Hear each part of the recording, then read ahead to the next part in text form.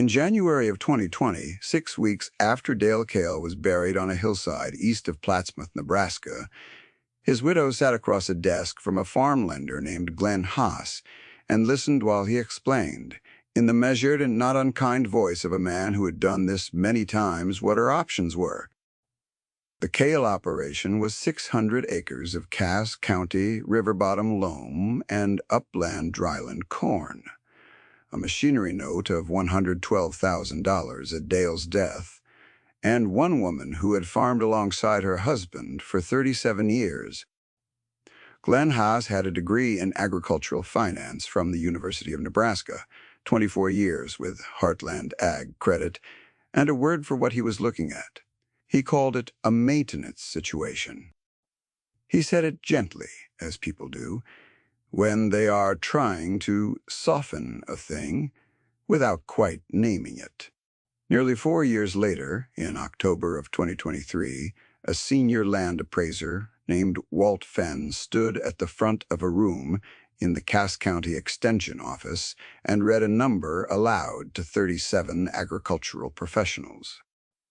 That was Ruth Cale's net operating income per acre for the 2023 crop year, calculated against 600 acres of Cass County ground, the same 600 acres Glenn Haas had called a maintenance situation. The county average that year was $41 per acre. Ruth was in the back of the room. Brindle, her border collie heeler mix, was at her boot. She did not say anything when Walt read the number. She didn't have to. This is the story of the 4 years between those two rooms, and of what it looks like when the thing a lender cannot measure turns out to be the only thing that matters. If you have watched a quiet person outlast the people who dismiss them, you already know the shape of this. Drop a thought in the comments and then stay close, because the mechanism is the part nobody teaches. Dale Cale died on the 14th of November, 2019, of a heart attack at 67 years old, on a Tuesday morning in the machine shed east of the farmhouse. Ruth found him at 7:30, when he hadn't come in for breakfast. She had walked the ground beside him since 1982. She knew every low spot that held water, every rise that burned off early in a dry June, every tile outlet in the west field that needed watching after a hard rain. What she did not know, not yet, was whether the operation could survive her knowing it alone. Dale had started farming that ground in 1981, fresh out of the service and with a small inheritance from his father, who had farmed a quarter section north of Weeping Water. The 600 acres came together over 2 decades, pieced from 3 separate parcels, the last one purchased in 1999 when a neighbor retired and Dale scraped together a down payment from 6 years of careful grain sales. The debt from that purchase was the last significant debt Dale and Ruth ever carried. By 2008, when the farm lending world was turning upside down around them, the Cale operation was running without an operating loan. It stayed that way for the next 11 years. Nobody in the county lending offices paid much attention to that fact because it didn't fit any category that showed up on a credit summary. What it fit was Dale's notebooks. Let me tell you about those notebooks, because they are what this story is really about. Dale Cale kept 22 years of handwritten soil observations in green spiral-bound books, 1 per year, each one numbered and dated on the cover in the same black pen. They covered things extension agents did not typically track for him: organic matter percentages by field, cover crop seed mixes, and their legume ratios, hand-drawn yield maps, cross-referenced against soil test dates, notes on which varieties held up in a dry July and which ones flagged early. The notebooks were not a system anyone had taught him. They were what happened when a man with a methodical mind paid close attention to one piece of ground for 2 decades and wrote down what he saw. The soil program Dale had built quietly, and without announcement, was centered on organic matter. Organic matter. The decomposed biological material in the soil profile is the part of dirt most input-focused farming treats as fixed background. Dale had treated it as a variable he could move. He rotated corn into soybeans into oats with a winter rye cover crop following the oat harvest most years, and a legume mix, crimson clover and hairy vetch, on any ground that sat fallow. That legume cover did something chemical. It fixed atmospheric nitrogen through root bacteria, contributing the equivalent of 60 to 120 pounds of nitrogen fertilizer per acre without a single application. The winter rye went in cheap and held the soil's surface through the winter, cutting erosion and feeding the microbial community that released phosphorus and trace minerals the following spring.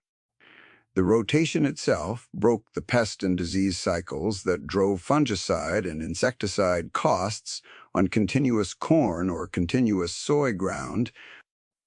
The net effect, compounding slowly across 22 years, was soil that held more water and needed less product. Every 1% increase in organic matter adds roughly 20,000 gallons of water-holding capacity per acre, close to a full inch of equivalent rainfall stored in the profile. That matters most.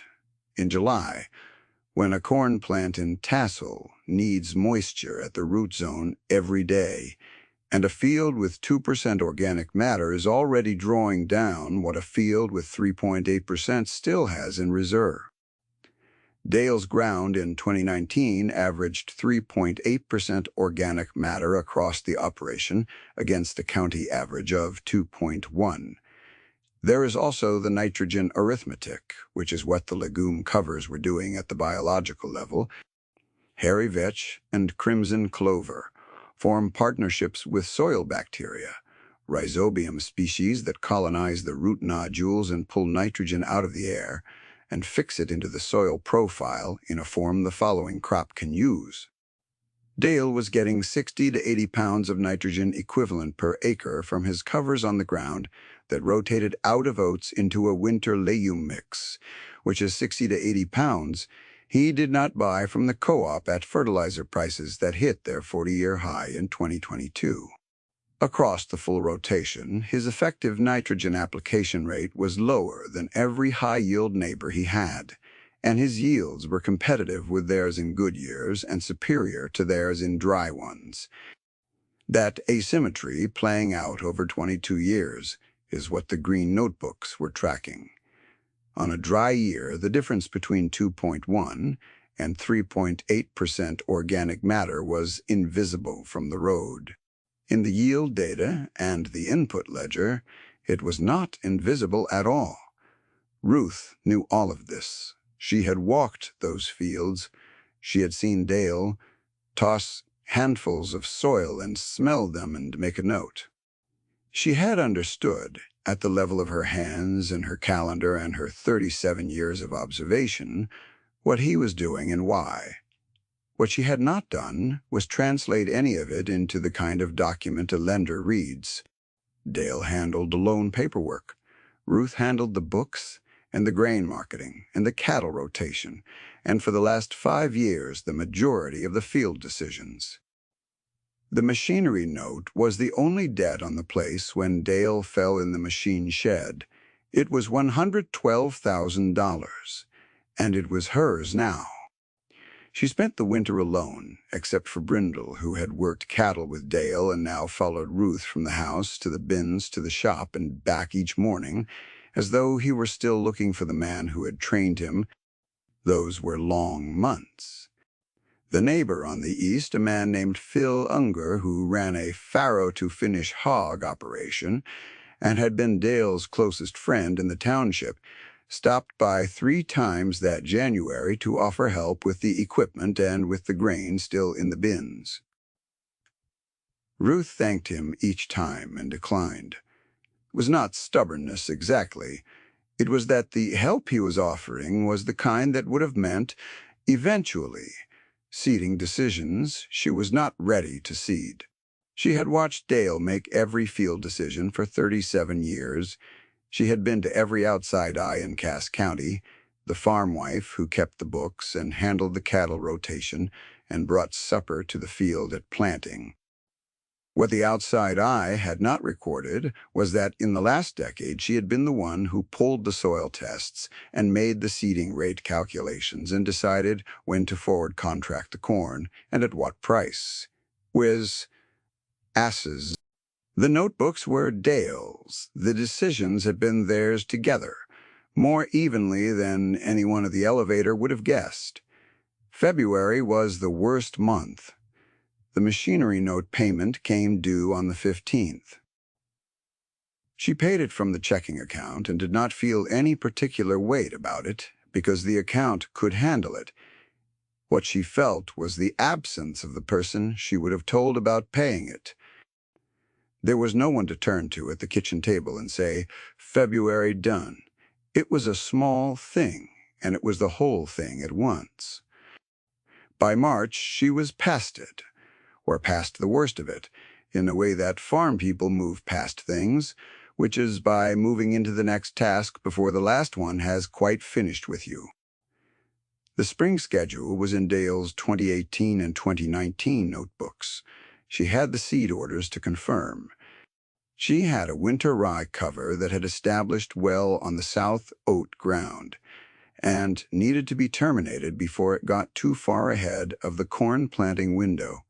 She called the seed dealer herself and worked through the corn hybrid selection from Dale's 2019 trial notes, which had annotations on 3 varieties he had planned to test in the 2020 season.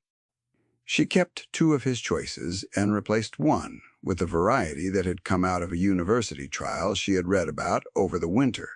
That was the sort of decision she had always made with him. She made it alone now, wrote it in the notebook, and moved on. The 2020 planting season went without incident. That was the word for it. Without incident.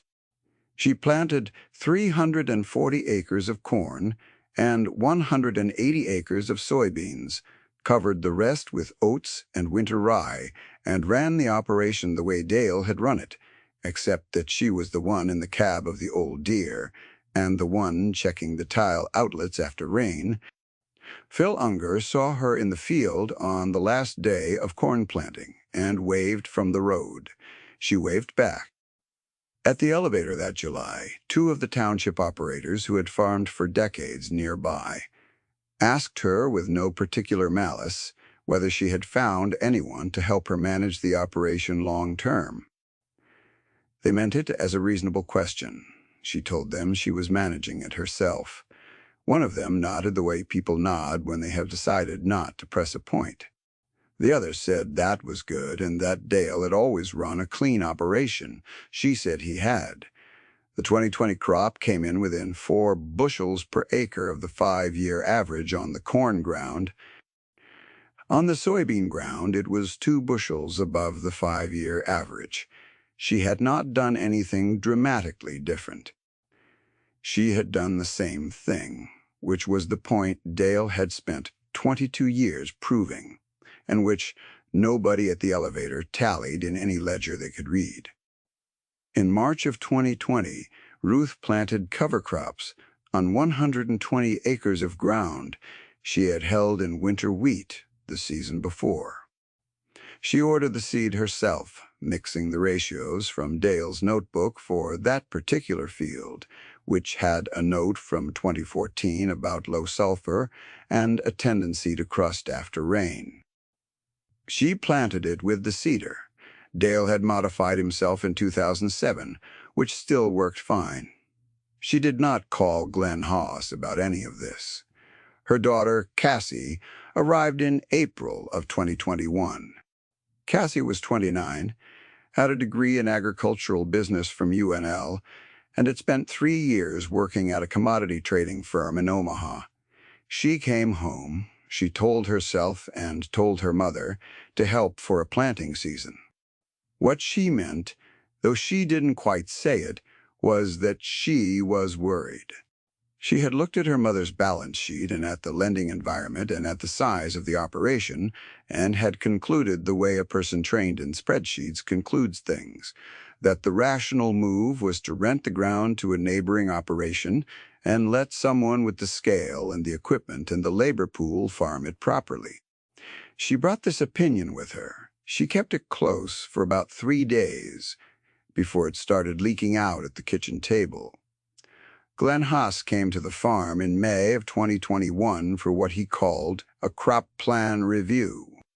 He drove out from Lincoln in a white Heartland Ag Credit sedan that sat clean on the gravel drive beside the kale operation's 2004 Chevrolet and the old John Deere 4440 that had been Dale's main row crop tractor since 1983. Glenn was 52 years old, wore a good canvas jacket with the Heartland logo at the chest, and carried a leather portfolio with a printed farm management checklist inside. He was not an unkind man. He sat at the kitchen table and went through the checklist with genuine attention, asking about the machinery inventory and the crop insurance coverage and the forward contracts Ruth had placed on the corn. He noted that the lien payment was current. He said that was to her credit. Then he turned the checklist over and set it face down and told Ruth that, in light of her situation as a solo operator at her age on 600 acres, Heartland Ag Credit worked with a number of established operators in the county who were actively looking for quality ground to add to their operations under a cash lease arrangement. He said the going rate for Cass County ground was between $225 and $265 per acre annually. He said that on 600 acres, that was meaningful income without the operational exposure. He said it was a maintenance situation that a lot of operators in her position had found brought real peace of mind. Cassie was sitting 2 chairs down the table next to her laptop, where she had been running a spreadsheet of her own, comparing the cash lease projections against Ruth's 2020 grain income. She said nothing, but she wrote the phrase down on the notepad in front of her. Maintenance situation. 2 words underlined once. Ruth thanked Glenn for coming and poured him more coffee and told him she would be planting corn on the North 400 and soybeans on the South, same rotation as the year before, and that the lien payment was current. She said she had already placed her seed corn order and confirmed the crop insurance renewal. Glenn wrote something on the checklist. He looked briefly at the old John Deere through the kitchen window, then looked back at Ruth and nodded with the patient expression of a man who has decided not to press a point that would be made again by events. He thanked her and drove back to Lincoln in the same white sedan he had arrived in a mile and a half north of Ruth's west field boundary. Her neighbor, Marv Tesk, was having a different kind of spring. Marv ran 1,400 acres of Cass County ground, the most of any single operator in the township. He farmed it aggressively with a $380,000 operating line at Heartland Ag Credit, a leased John Deere row crop tractor that cost more per minute than Ruth's entire machinery note, and an input program built around maximum yield rather than minimum cost. In the spring of 2021, Marv bought another 240 acres from an estate sale 2 miles south at $1,940 per acre on a variable rate note. He financed it at 4.2%. He told people at the elevator that land at that price was a lock. He was not wrong, exactly, about the land. He was wrong about the rate. Walt Fenn came to the Kale farm in October of 2021 on a routine FSA land value assessment. He was 61 years old, had spent 38 years appraising agricultural ground across southeast Nebraska, and had the kind of eye that notices what a soil profile actually looks like under the stubble, rather than what the yield maps show from the road. He walked 3 of Ruth's fields with her and asked her about the rotation and the cover crop program. And when the last tillage pass had been made in the north field, she told him 2006. He pulled a handful of soil from the first few inches of the fall's seedbed on the north 200, crumbled it, and held it for a moment. He said quietly, and without any particular emphasis, that this was some of the better ground he had walked in the county in a good while. Ruth said she knew that. Walt said it like a man making a note in his own internal ledger, not like a man offering a compliment.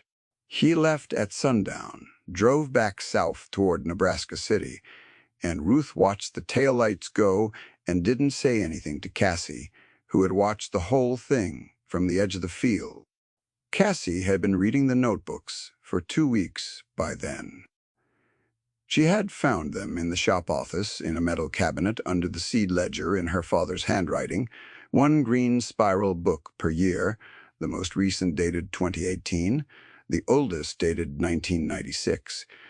She had pulled the 2012 book first, which covered the drought year because she had been 12 years old during the 2012 drought, and she remembered the county going brown, and remembered her father not panicking when other people were. The 2012 notebook had 3 pages on the water-holding response of the North Field during the dry July, noting actual soil moisture readings at 6 inches and 12 inches taken on the 15th and 30th of each month against the field's organic matter reading from the prior spring. She sat in the shop office for 2 hours reading that notebook. Then she pulled the 2011 book, the 2013 book, the 2016 book. She came to the kitchen that night and told her mother she wanted to see the yield maps Dale had drawn for 2019, the last year. A few weeks later, she stopped talking about rental income. She did not announce this change. She began asking different questions instead, about when the winter rye cover was going in on the south ground, and whether the oat harvest had been baled or left as a surface mulch. She was at the barn early in the mornings now. Brindle had accepted her by November, which Ruth took as a reliable measure. Let me tell you what changed Cassie's mind, because it was not sentiment, and it was not inheritance, obligation, and it was not a single argument her mother made. It was a number in a notebook. The 2012 book, which covered the Corn Belt drought, had a page for each field in the operation, with 2 columns of handwritten figures. The left column was soil moisture at 6 inches, measured manually with a probe Dale had bought from a catalog in 1998, taken on the 15th and 30th of each month through June, July, and August. The right column was the same measurement at 12 inches on the north 200 acres, the field with the most consistent cover crop history and the deepest organic matter, the July 15th moisture reading at 6 inches. The county average for that week, which Dale had noted in the margin from an extension newsletter, was 9%. At 12 inches, the Kale North field was at 28%. The county average was 1.4. He had recorded the final corn yield for that field at 143 bushels per acre. The county drought year average, also noted in the margin, was 91. That was not a philosophical argument about 2 kinds of knowledge. That was 52 bushels per acre. Cassie had a degree in agricultural business, and she could do the arithmetic on what 52 bushels per acre meant to a corn price that summer. She pulled the 2011 book next, looking for the pre-drought baseline. Then the 2013 book, the recovery year. She was trying to construct a data set, the way her training told her to think. What she found was that Dale had already constructed it, meticulously, over 22 years, and that the data set said the same thing every single year in every dry stretch.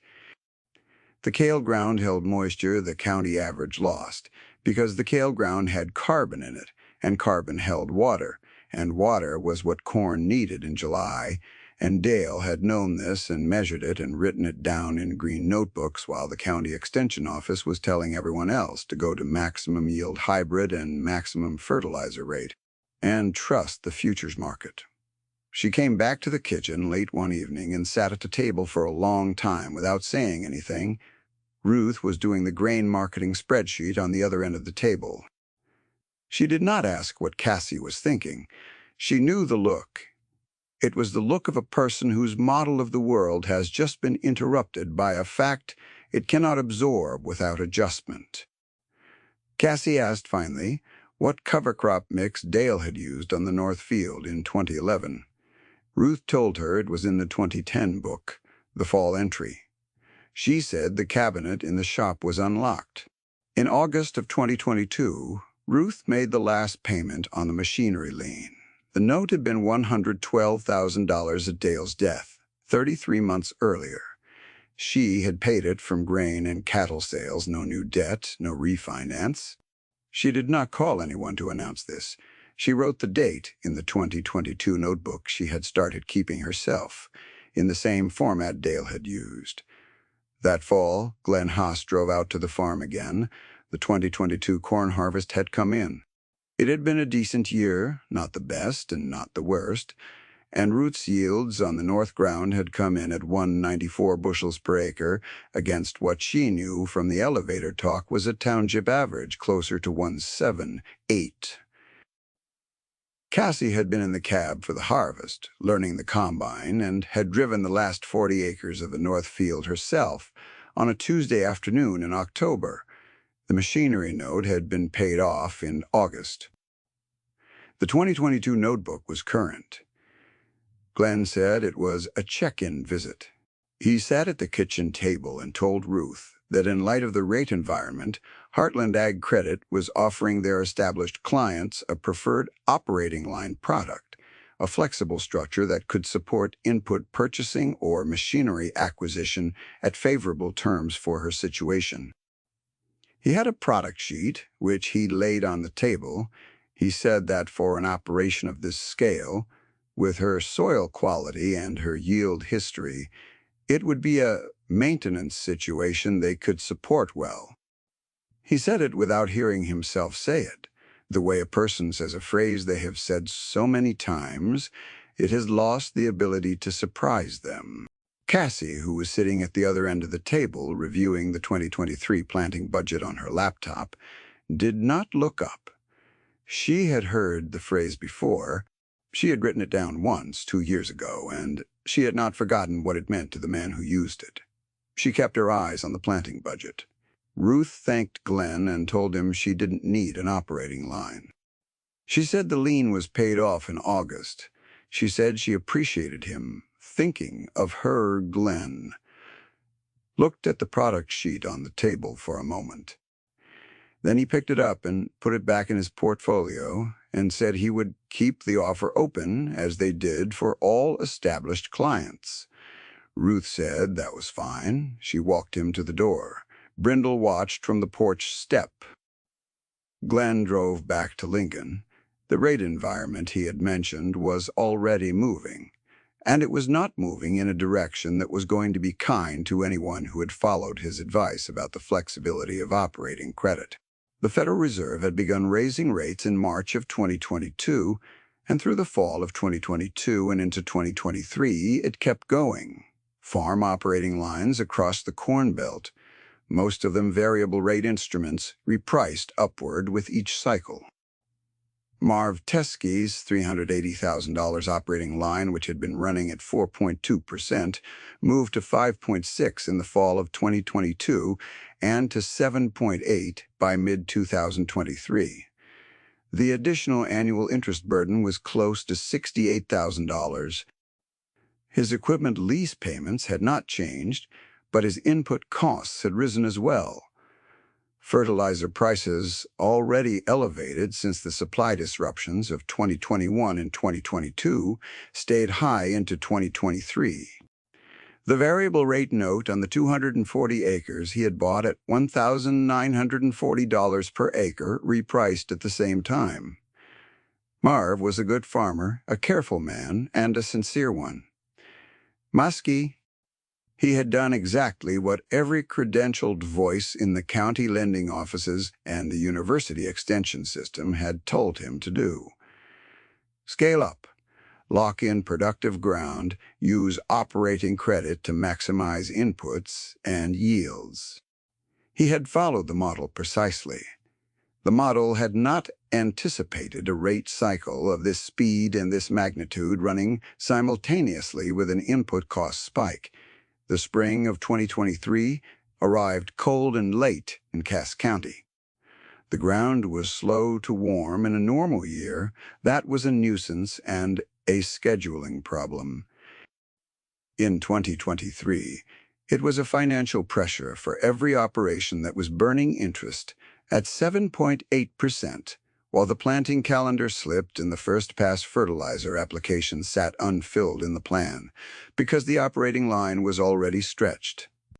Marv Teska's situation was more complicated than most because his cost structure had been built for a world where his scale made the input costs manageable and the land purchase looked like an asset. In the world of 2023, with the operating line repriced, the equipment lease unchanged, the fertilizer cost per acre holding at twice what it had been in 2019, and a variable rate note on ground that had not yet appreciated enough to refinance at a better ratio, he was running at a loss before the crop was in the ground. He sold the 240 acres in May of 2023. He found a buyer, a family from Sarpy County, who had been looking to establish in the area, and sold at $1,820 per acre. That was $80 per acre, less than he had paid in 2021 on 240 acres, which was a $19,200 loss on the land itself, not counting the interest he had carried for 2 years. He used the proceeds to clear the operating line down to a level he could service through the season. He did not talk much about it at the elevator. Nobody made him say anything out loud. The county had watched enough rate cycles to know that a man who sells ground to cover his operating note is a man who will not discuss it at the co-op.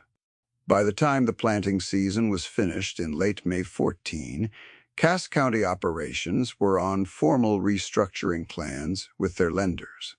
Glenn Haas, back in his Lincoln office, was working 12-hour days reviewing the restructuring paperwork. He was not a cruel man, and he did not enjoy this.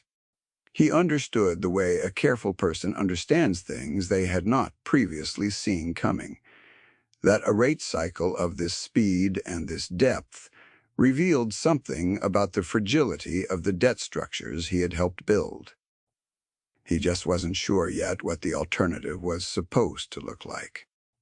Ruth watched from the other side of the fence line and felt nothing like satisfaction, because Marv Teske was a decent man who had believed the right people and been wrong, and that was a different thing from being foolish. She had soybeans on the south ground and corn on the north, and a third of her oat ground in winter rye cover. She had no operating line to reprice. She had no equipment lease. She had paid the machinery lien off in August of 2022, and she owned the 4,440, and the planter and the old grain cart free and clear. Her input cost per bushel of corn that year was $1.84. The county average, when the FSA collated the data, would come in at $2.71. At $4.4 corn, Ruth was netting $2.56 per bushel. The county average was netting $1.69. She owned her equipment. In October of 2023, Walt Finn presented the kale operation as the principal case study at the Cass County Soil Health Extension Field Summary, held in the Extension office on the east side of Plattsmouth. The room had 37 people in it, agronomists and extension agents, and 2 county commissioners and 4 farm lenders, including Glenn Haas and a cluster of operators who had heard the meeting was worth attending. Cassie was in the 4th row. Ruth was in the back against the wall. with Brindle at her boot. Walt Fenn was 63 years old and had the spare, economical manner of a man who had spent 4 decades letting the numbers do the talking. He laid out his methodology, first the way he always did, because Walt believed that a number without its provenance was just a number, and a number with its provenance was evidence. He explained the soil organic matter sampling protocol, the input cost verification process, the yield adjustment for precipitation variance, and the net operating income calculation methodology. He had verified Ruth's figures against her own grain settlement sheets and the FSA's yield and commodity data for the county. Then he put the kale operations 2023 net operating income per acre on the board. The number was $187 per acre. Walt said it and stopped talking. He had been doing this work for 38 years, and he knew when a number needed room. The room was very quiet. Someone near the front moved a coffee cup. No one said anything. The county average for 2023, which Walt put on the board below the kale figure, was $41 per acre. Below that, he put the figure for the 14 operations currently on formal restructuring plans. There, average net operating income for 2023 was negative $23 per acre before asset sales. He did not name the operations. He did not need to. The kale figure was not an outlier in the way that outliers are sometimes dismissed as exceptions too unusual to generalize from. Walt had correlated it against 5 years of Ruth's own records going back to 2018, and the pattern held across wet years and dry, across high input cost environments and low, across strong corn markets and weak ones. The operation's resilience was not a matter of luck or timing. It was structural. It was baked into the ground, and Walt said as much, standing in front of 37 agricultural professionals and a stack of FSA printouts. Cassie was writing on a notepad in the 4th row. She had heard the number a dozen times in advance, because she and Walt had worked through the calculation together in September. It still landed with Wade in a room full of people seeing it for the first time. Glenn Haas was in the 3rd row. He had come for the interest rate impact analysis, which was the other half of Walt's presentation. He had not come expecting to see the name Kale on a board in front of him. He sat with his laptop open and his coffee at his knee, and he listened to Walt read that number, and he did not type anything for a while. His portfolio was on the chair beside him. The farm management checklist was in it, with a carbon copy that still said, in his own careful notation from May of 2021 maintenance situation. When the session opened for questions, he raised his hand. He asked Walt who the kale operation was and whether they were looking for additional capital deployment. The room shifted. A few people turned to look at him. Walt said he didn't think they were in the market for additional capital. He said Ruth Kale was generally in a position where she didn't need what Heartland Egg Credit sold. He said it without any particular edge, the way Walt said most things. He said he could introduce Glenn to the operator if Glenn was interested in understanding the soil program. Glenn said yes, he would like that. He found Ruth at the back of the room, buttoning her coat, with Brindle standing patient at her left boot. He introduced himself, and she looked at him steadily for a moment, because she remembered him, and then she said she did. He said he wanted to understand what she had done differently from the operations that were on restructure, and whether it was something he could help his other clients think about. He said it plainly, without flinching from it. He was a sincere man who had been wrong at a time horizon he hadn't known to account for, and he was doing what a person of good faith does when the evidence corrects them. He was asking the question he should have asked first. Ruth said she hadn't done anything differently than Dale had done. She said it was in the notebooks if he wanted to look. She said she would be at the farm most mornings. Glenn said he would come. She walked out into the October parking lot, and Brindle moved with her shoulder at her knee, the way a well-trained dog moves when it knows exactly where it belongs. By the following spring, 19 of Marv Teska's neighbors had heard about the FSA presentation. 22 of them came to a field. Day, Ruth, and Cassie put together on the first Saturday of May, walking the north field and the south cover crop ground with a spade and a Haney soil test kit. Ruth pointing to the profile and Cassie explaining the chemistry behind what they were seeing. She had typed up the rotation schedules and the input cost comparisons and the nitrogen credit table from Dale's notebooks into a single printed handout. At the end of the field day, she left a stack of photocopies of the core pages from the green notebooks on the tailgate of the truck. For anyone who wanted them, all 22 copies were gone before noon.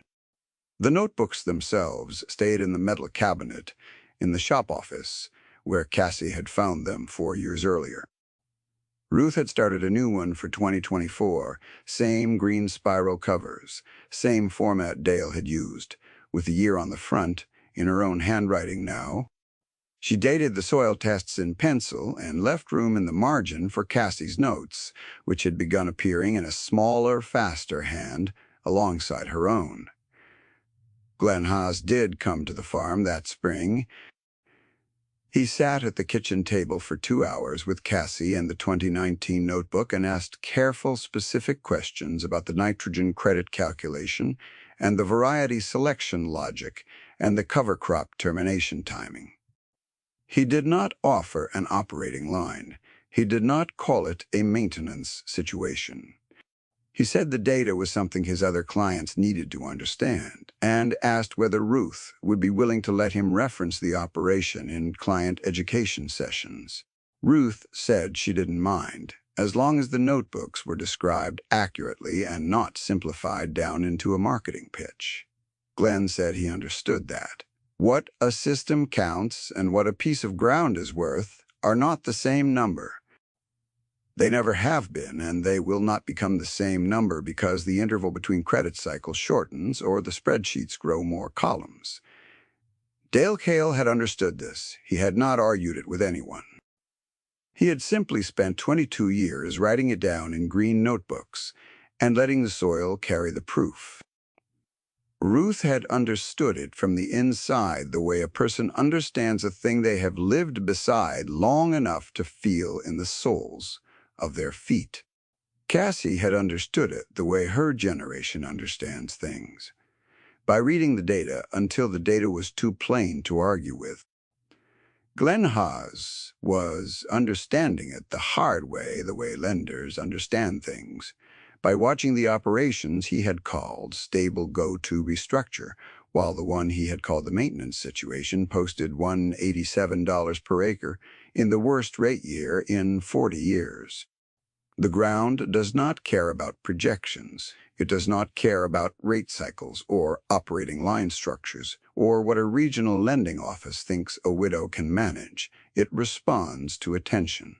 Well, it responds to the slow accumulation of carbon and biology and rotational variety that someone patient enough to measure it can coax across 2 decades of ordinary seasons. It remembers what you put back into it, and it keeps the account accurately.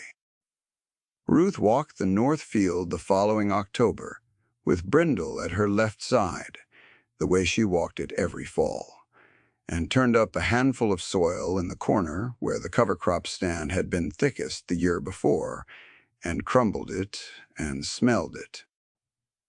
It was dark and loose and alive. She put it back. The land keeps its own ledger, and it never forgets who was paying attention.